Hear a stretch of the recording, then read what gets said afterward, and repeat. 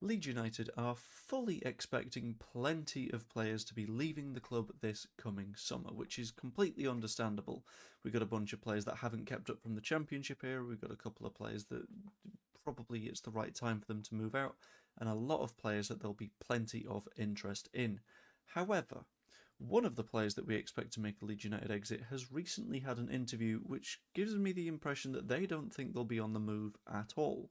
So in this video I'll be talking about who exactly that player is, what they said in the interview and why they said it, and what this could mean for basically all of the other players that we're potentially looking at getting rid of's futures, because it's a very interesting way of looking at everything, and things could be a little bit less predictable than we expect. But before I do that, just subscribe, that'd be quite nice.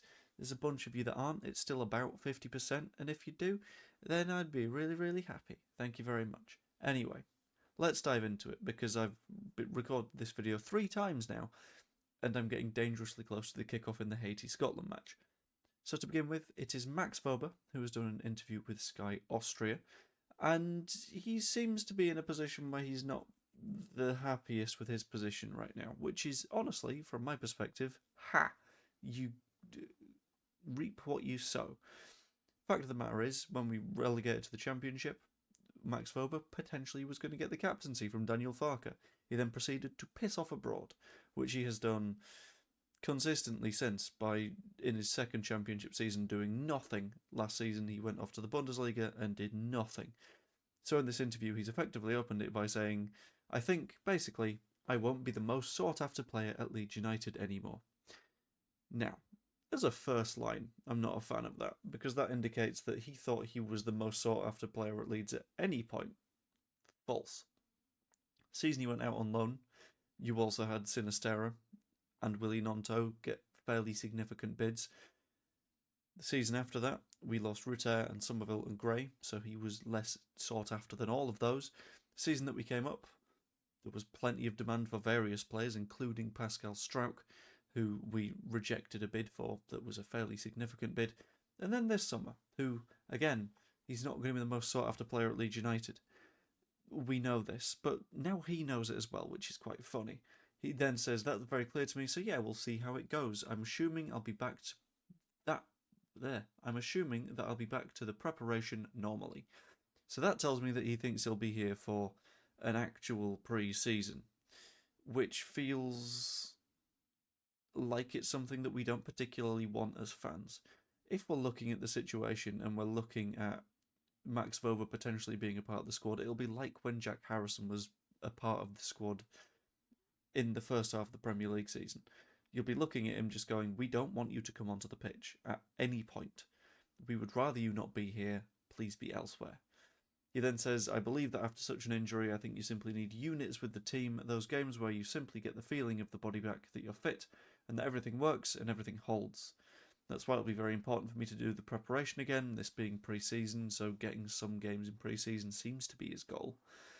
Then we'll see how it goes on, what Leeds' plan is, what's happening on the transfer market. So he clearly knows that there is potential for a move away, but he's expecting the opportunity to be a part of that squad at least for a bit to get his fitness back. There's a few issues with that, right? The first of which is, very obviously we're going to want to give as many of those minutes as possible to the players that are actually going to be here next season. We're not going to want to be in a spot where we're just sort of handing charity minutes to Max Wober because he wants to move somewhere and needs to prove to himself that he's fit first. Sure, he wants to know what Leeds' plan is. Leeds' plan is for him to be somewhere else, without a doubt. There's no way that we're looking at it right now and saying, we need backup for Pascal Struijk. Let's get Max Wober and keep him around. No one is saying that right now. Instead, everyone is looking at the situation and going, could probably do with signing another backup centre-back, potentially one that has a lot of room to grow to become better than Pascal Struijk. And we know that Max Wober isn't that. However, what he says here does potentially say a lot for what is going on with all of the other players that Leeds United are potentially looking at getting rid of. Because for a good few of them, it comes down to a question of, do they have the match fitness? What is Leeds United's plan? And what's going to go on the transfer market? So the players that we know have fitness and we know that Leeds are probably going to want to get rid of, so this is the least question marky of any of them, is Joel Piroe. Joel Piroe is not going to stick around at Leeds next season, let's be honest. He barely played this season. We're looking for someone that is a 10 that can play on the wing. Piroe isn't really a 10 and has never played on the wing. So I think he's the ultimate example of we can just sell him and use the funds for what we actually need. Then we get on to players that we know that Leeds United will want rid of and have a bit of match fitness about them, being specifically Largi Ramazani and Jack Harrison. For me, that is where it's a question of what's going on with the transfer market. Ramazani, we can almost certainly find a move for, but Jack Harrison went away to Fiorentina, with everyone's assumption being that hopefully, Fiorentina will want to sign him permanently, but then we kept getting news from Fiorentina's ownership that they were looking at him like, this guy's not that good. They signed him at the same time as they did Manor Solomon, and they ended up going, Manor Solomon, he's a genuinely good footballer. Jack Harrison, ugh. So that's not really the spot that we want to be in at the minute. We don't want to be looking at Jack Harrison again on the bench next season, so I think it'll be a case of move him quickly, because he's not exactly an asset that we want. And then you've got the couple of players that are question marks, where we don't know what Leeds' plan is. Example 1 is Willy Gnonto.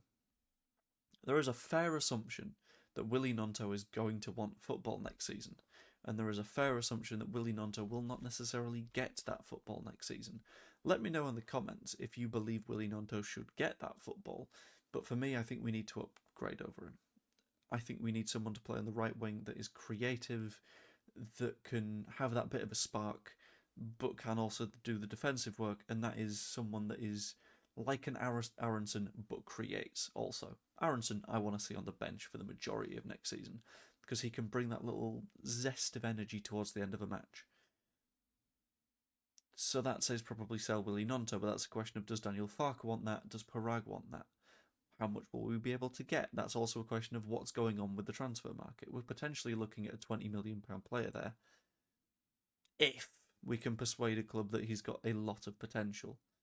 That's a fairly big if, because he's not been playing tons, but it's a fairly interesting one to keep an eye on. And then you've got the one who can potentially have the highest sale value in the squad right now, at least that we would want to sell, potentially, and that'd be Pascal Struijk.